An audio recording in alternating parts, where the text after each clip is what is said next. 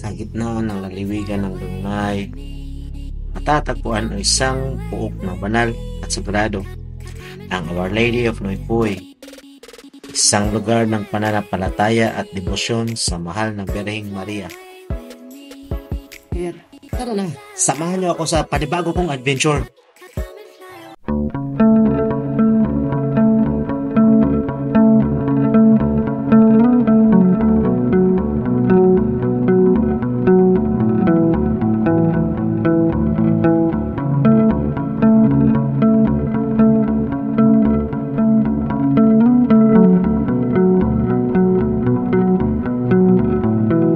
Ayan guys, kung ba't ako napunta dito?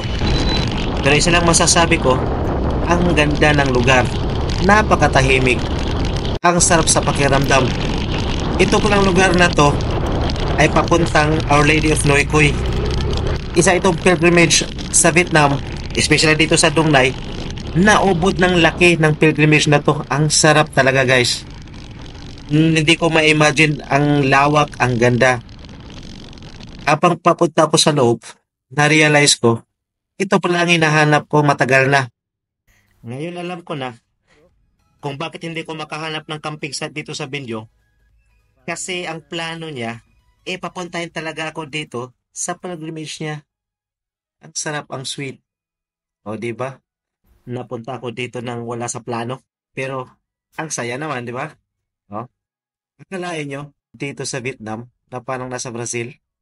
Di ba sa Brazil may Christ the Redeemer din sila doon sa bukid. At dito sa Lunay, Mama Mary naman. Pero hindi ko alam kung magkasing taas ba sila.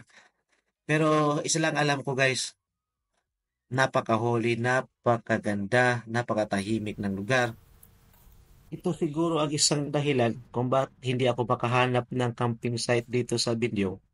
Kasi gusto niya ma-experience at makita ko ang lugar na to at ma-share ko sa inyo lahat para mapanood nyo kung gaano kaganda ang Our Lady of Noykoy dito sa Dong Nai.